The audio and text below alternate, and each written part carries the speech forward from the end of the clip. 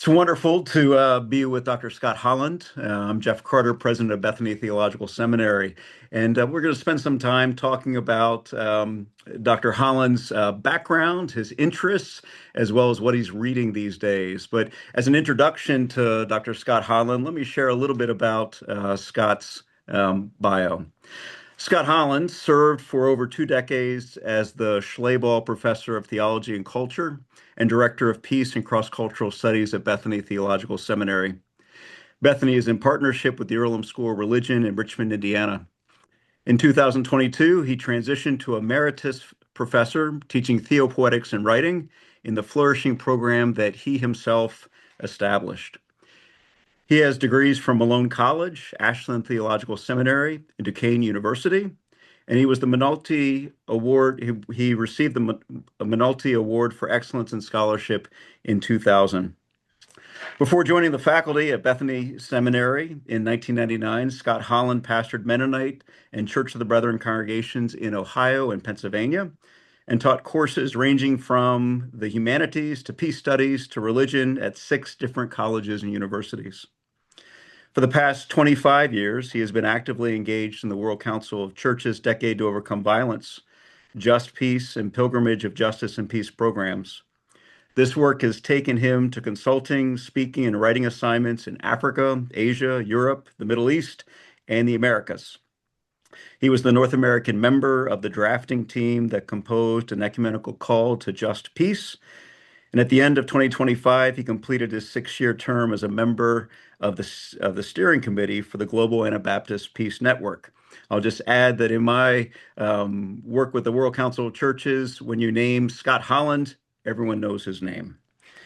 In addition to his ecumenical, interfaith, academic, and public work in seeking cultures of peace, Holland is recognized for his public lectures and publications in the emerging genre of theopoetics, which we'll talk about in a moment.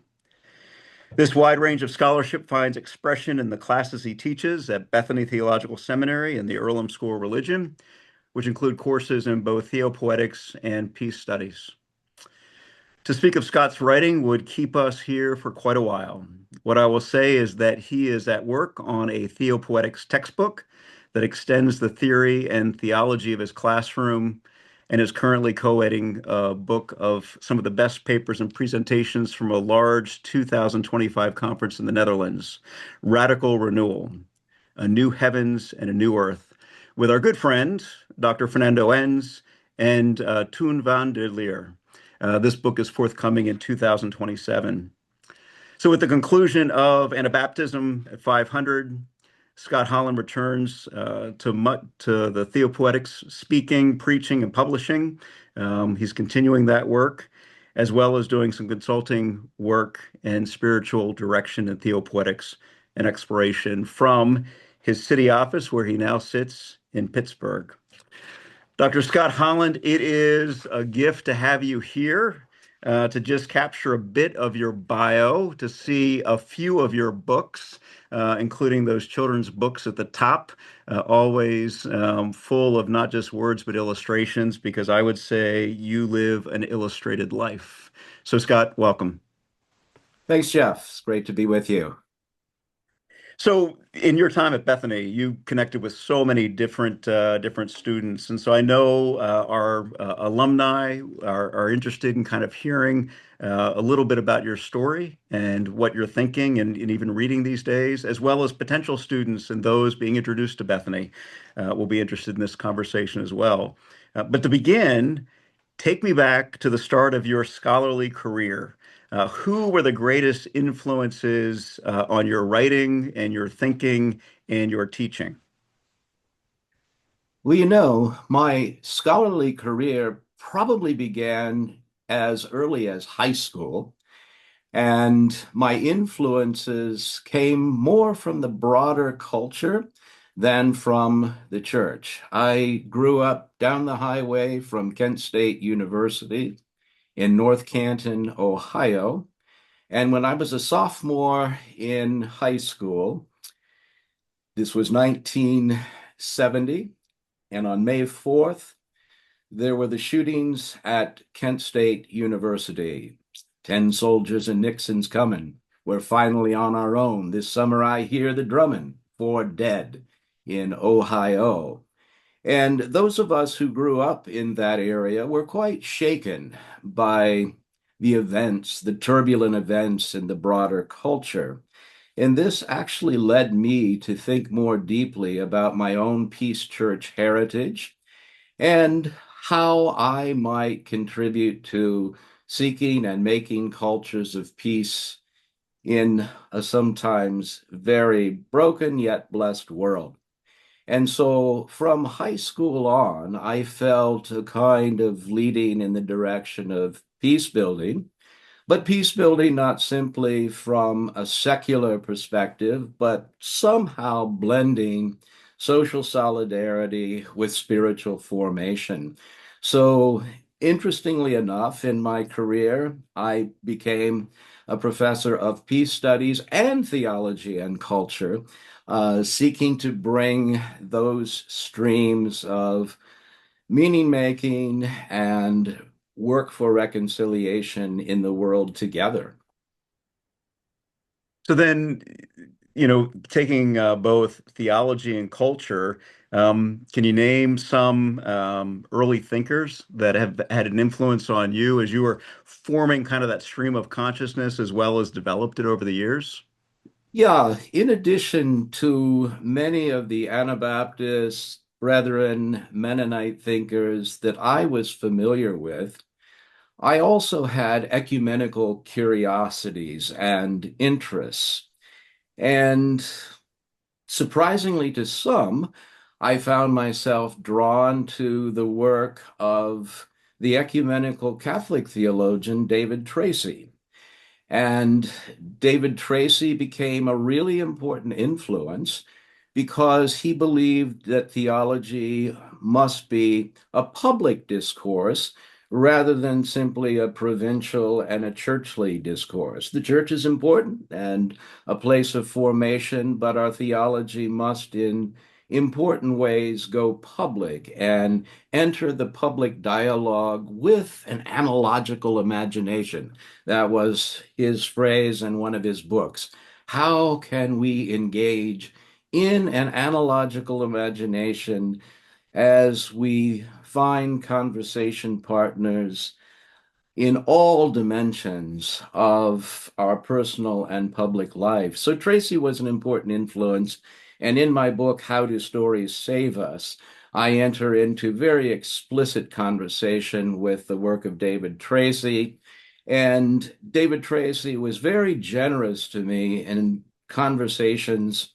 I would catch a train in those days from Pittsburgh and go to Chicago, go to Swift Hall at the University of Chicago, and Tracy was very open to conversation.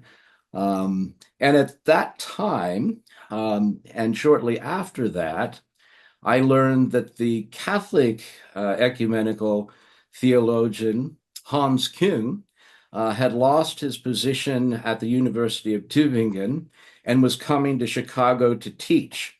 And you know me, I can be bold. So I wrote Professor Küng a letter and said, I'd love to be in your classes.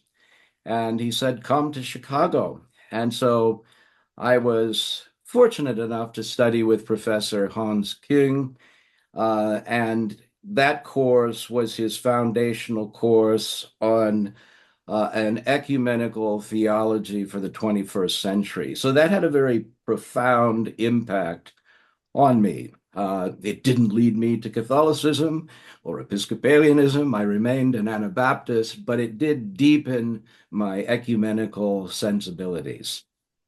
So before we get to theopoetics, I just want to ask a little more about this ecumenical sensitivity and interest. So you're talking about these two, strong forces within the ecumenical movement, thinking about theology and culture.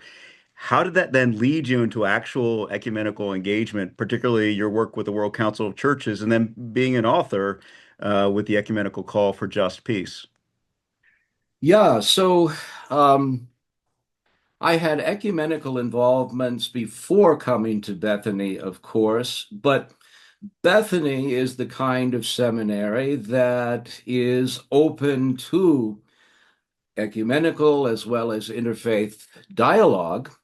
And when I landed at Bethany, the World Council of Churches was at work on programs such as the Decade to Overcome Violence and other peace-related programs even before the decade.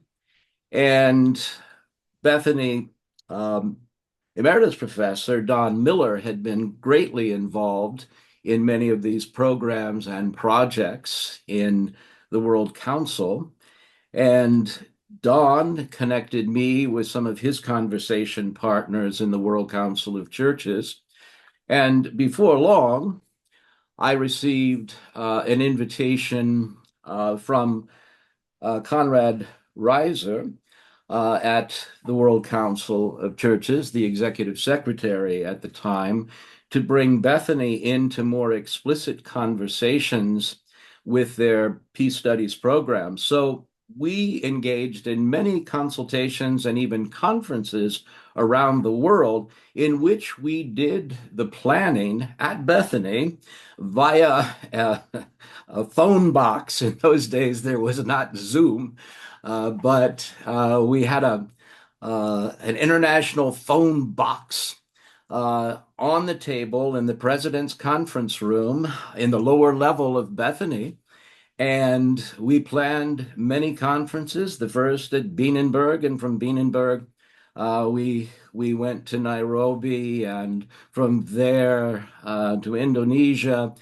So it was exciting to be able to combine my peace studies teaching at Bethany and ESR with actual field work in peace studies with the World Council of Churches. And I think there are very few seminaries who would have been excited about that. I think some seminaries would say, well, we hire a Jew as an academic, stay in the classroom. But Bethany affirmed theory and practice, going back, I think, to the beginning of Bethany in Chicago, where students actually were out in the community. And you're doing that today in Richmond, Indiana, under your leadership. So that's exciting. It goes back to that original vision of a practical, it's a education rooted in a practical experience, and truly, you embody that attitude and value. So then you had your peace work and looking at cultures of peace and your ecumenical work, and then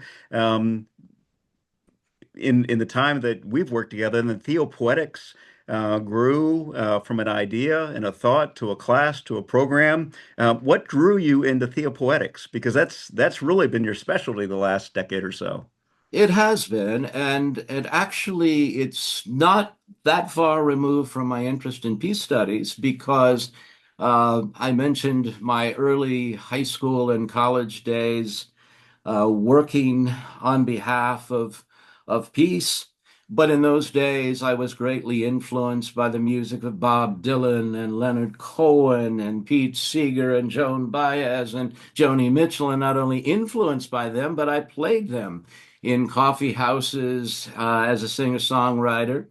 And so I was very convinced that the musicality of peacemaking was just as important as the politics of peacemaking, because there's something about the story, the song, the poem that touches persons, inspires persons in ways that mere propositions do not. And so I've always been engaged in the arts and therefore found my way into theopoetics more explicitly. And I can tell you when that happened, I was teaching a Bethany class. It wasn't a theopoetics class. And I began talking about theopoetics as I did in many of my classes, but we didn't have a full class on theopoetics. And there was an ESR student in the class because, as you know, at Bethany, our classes blend Bethany students and Earlham School of Religion students. And this ESR student, Khaled Keith Perry, he Mm. said, this theopoetics is a thing. And I said, yeah, I know. He said, no. It's a thing. It's not something to just talk about in passing. This is a whole thing. Have you ever thought about teaching a class in theopoetics? And I said, that's a good idea. So I raised it. And, we're innovative at Bethany in ways that some big seminaries can't be. And so before long, I had a class in theopoetics and then wondered if a certificate in theopoetics might be workable. And so we moved forward with that. And from that, our students said, why can't we have a full degree in theopoetics? And the Earlham School of Religion had a program in the Ministry of Writing. And so Professor Ben Brazel and I got together um, at a place called Legends, and we would meet and talk about the possibility of a full-blown program in theopoetics and writing, a partnership program between Bethany and ESR. And today we have that program, which is the only full master's program in theopoetics and writing anywhere in the world. And our students are still coming for that program. It is the largest program and it is the most ecumenical. And when Mhm. students graduate, it is fascinating to hear their why as well as what they're doing. And it's everyone from pastors to songwriters to musicians in a church setting to nonprofit leaders. So, I mean, Scott, your work has just touched so many individuals in so many different fields, and to be able to think theologically as well as within the arts, it's just a real gift. So what's happening now in theopoetics? I mean, you've been there since the start. You know that things develop over time. What's new in theopoetics? Yeah, well, it's quite exciting. And I mentioned that student in the classroom there in the Bethany building, Khaled Keith Berry. He went on to earn his PhD, and he's now a professor at Boston College, and he teaches some theopoetics in the curriculum there at Boston College. Theopoetics is of great interest at many seminaries today. As I said, we are the only seminary at Bethany and ESR that has a full-blown graduate program. But what we're seeing now is more and more persons are seeing some of the limitations of theology and philosophy as it's been so grounded in propositional way of thinking. And they are coming to see that there can be a theopoetic consummation of theology and philosophy. Uh, Recently, I've been in conversation with the retired Villanova and then Syracuse Professor um, Jack Caputo. Um, and Caputo has just completed a book that will be published by Columbia University Press. And in this book, and I've read the manuscript, in fact, I was one of the editorial referees for the book. He makes the case that today, when we think about theology and philosophy, there is indeed a theopoetic consummation of both. And there's something in theopoetics that captures hearts and minds and imaginations. And so what we like to say is that theopoetics is not simply theology and literature, but it is in many ways theology as literature, theology as a kind of writing, and even a mode of being in the world. And so Great things are happening, and I'm, of course, invited to speak here and there about theopoetics. And interestingly enough, and I'll mention this since we are a seminary and care about the rites and rituals of the church, the rites of passage. I've been called upon in the last couple of years to do a number of funerals and memorial services for persons who are completely estranged from the church. And I've been contacted by them, and that is by their families, and sometimes by them as they are facing death, and wanting to talk about this thing called theopoetics. They've said, I'm kind of separated from the church, but I understand that there's a spirituality that might speak to me. So I've been doing a number of funerals and memorials for persons who are estranged from the church. And some of my friends, some of my pastor friends, call them my bootleg funerals. Well, let's talk about the other end of the spectrum because Bethany is now working with the Brethren related colleges, and part of that came out of our awareness that this generation of young people are as spiritually curious as any other generation, Yeah. and yet they are not affiliating at the same degree as previous generations for the church. And so we have these spiritually curious young adults. What might theopoetics say to the spiritually curious yet unaffiliated? Yeah, I think that's a very important question, and there are great possibilities here for thinking of theopoetics as a way of entering spiritual, not only conversations, but modes of being in the world that, for various reasons, young adults might feel somewhat distant from at this time.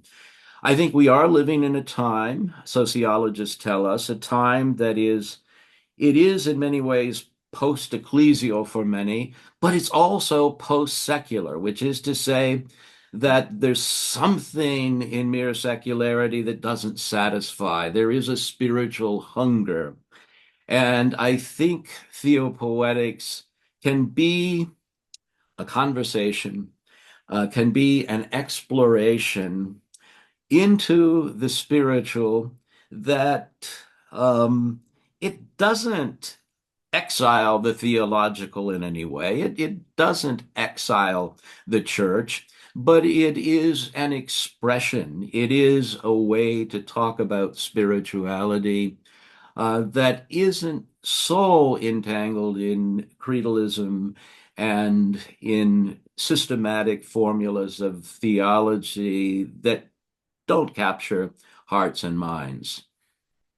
Yeah, it's not that we're living in a secular society. I like the phrase post-secular Mhm. because there is still something that is stirring among us, but it is new in the sense of how we respond. So you think about your time at Bethany, your Bethany career. How has this? I mean, the world's changed. How has the seminary changed in your time of having a formal relationship with Bethany?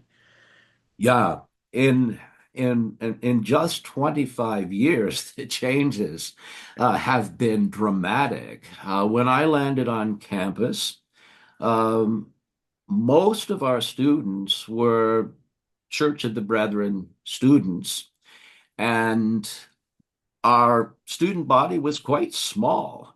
Um, you know, now my classes have been classes of 20, 22, 23, 25 students. When I landed, a class of five or six was a kind of normal class at Bethany and ESR. And I think what I've seen over the years is that we have not in any way abandoned the essence and the values of the Brethren tradition, or on the ESR side, the Quaker tradition. We've instead found ways to bring that heritage into conversation in a more public way, in a more ecumenical way. And we have increased our student body with many students from many different traditions that I never imagined seeing at Bethany 25 years ago. And that's been quite exciting. And it's been quite exciting that, we still have a very vibrant Brethren Studies program, studies in Anabaptism and Pietism on campus. Denise Kettering Lane does excellent work, and she is the editor of Brethren Life and Thought. And the current issue of Brethren Life and Thought is an excellent issue. And there are many articles that explore the Brethren heritage, the Anabaptist Pietist heritage in that issue, because this is 2025 was the 500th anniversary of Anabaptism. But the journal also engages topics that go far beyond the Brethren heritage. So I think that's a real gift that we've been able to bring the heritage into creative and constructive conversation with other traditions and other modes of thinking and being. So when people often think of theological education, they're going to think of the tall, steepled churches or the big seminaries. And I will sometimes say that we are the mustard seed among tall cedars. I mean, we're a fairly small school, though we're getting more medium now in size. And being Anabaptist, radical pietist, we do fall outside of the mainstream theologically. What do you see as our unique place within theological education? Yeah, that's another great question.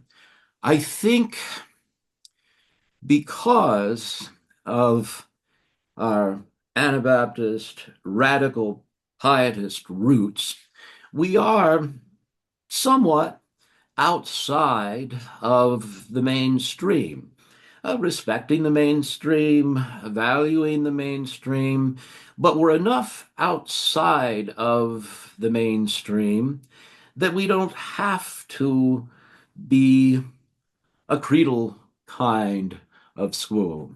We don't have to toe certain theological lines, which then opens us to imagination, to intuition, to innovation in ways that one might not think of as being grounded in a tradition that some would call sectarian.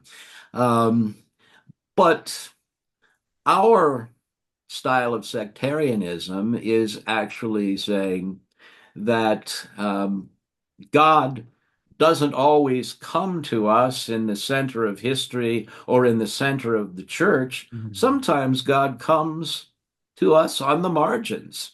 And so we can be interested in all of those conversations on the margins because the presence of the holy can be found there outside of the center of orthodoxy.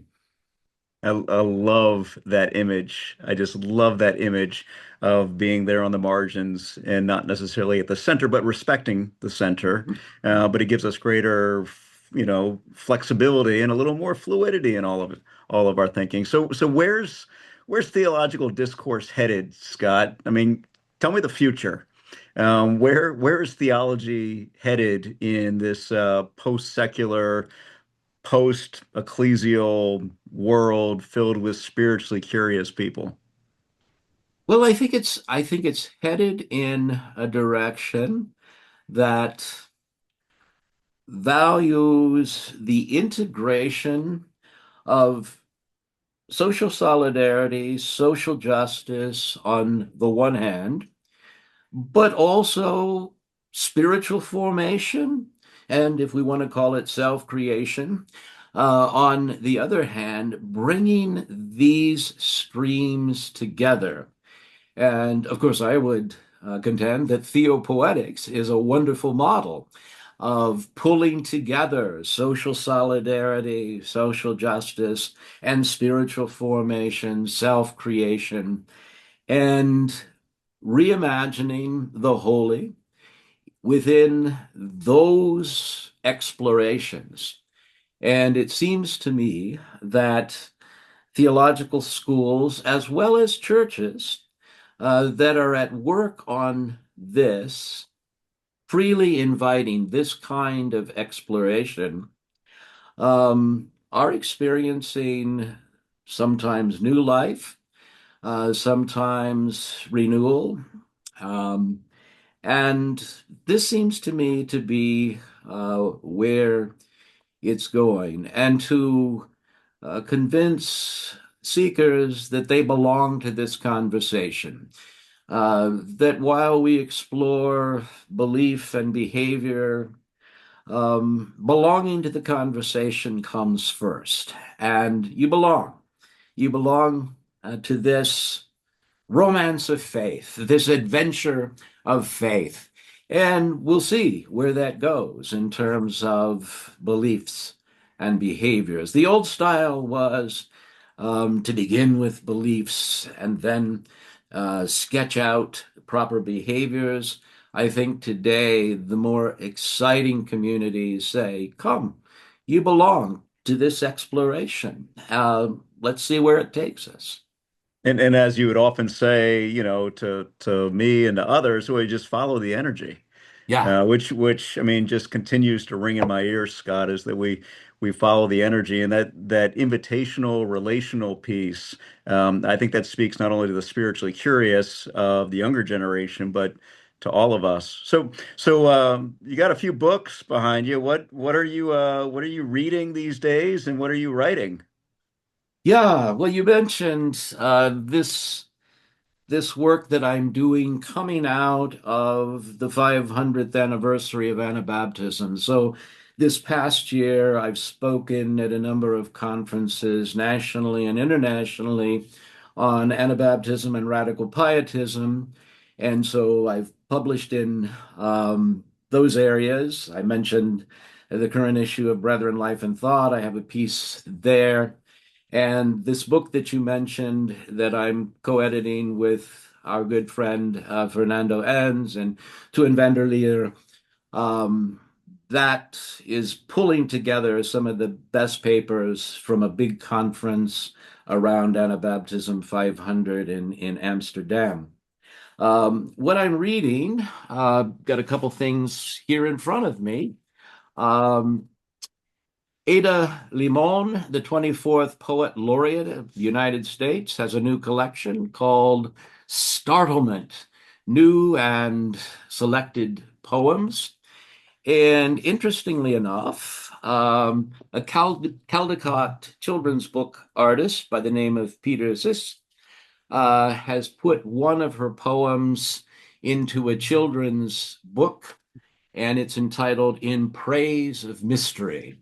What I love about Ada Limon is so many of her poems explore mystery and wonder and amazement and startlement, all marks of the spiritual life, all marks of a well-furnished life.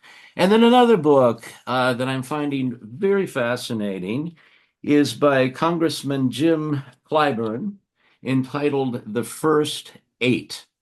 And this book is about the first eight Black congressmen in South Carolina who were elected during Reconstruction and shortly right after Reconstruction.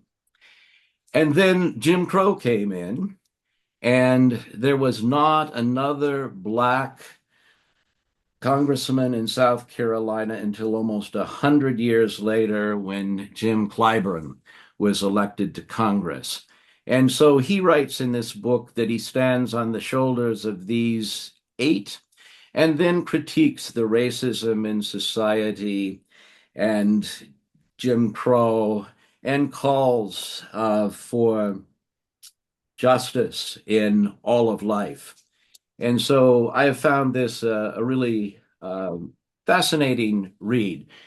He does a kind of biographical study of each of the original eight, and then he tells his own story of entering into politics. So these are books this week. I read two or three or four books a week, and this is what I'm up to this week.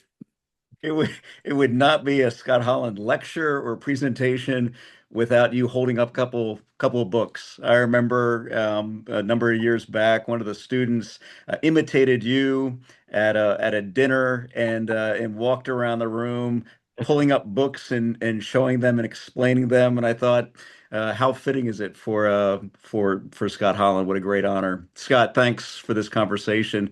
I know. Our alums will view this recording and think, "Yep, that's the Scott Holland we know." And I hope that this is an introduction to others of the Scott Holland that we know and so appreciate and respect for your many years of scholarship, for your commitment to Bethany and the many students that you've taught, and for your ongoing thought and thinking and engagement, not only with the church but the world. We just are eternally grateful. So, Scott, thanks so much. Yeah, and thank you, Jeff, and great thanks to Bethany. My career there was very satisfying, and Bethany was indeed very good to me and opened up many, many possibilities. Some wondered why I didn't head off to a big university when there were some opportunities, but really, Bethany provided opportunities for me as a scholar and as a practitioner that I wouldn't have found many other places. So great thanks to Bethany Great. and to you, Jeff, for your leadership. So congratulations on where you are leading the seminary these days. I hear nothing but good things. It's a great place to be. It's a great Yeah, place to be. All indeed. right. Thanks. This has been a conversation with Emeritus Professor Dr. Scott Holland.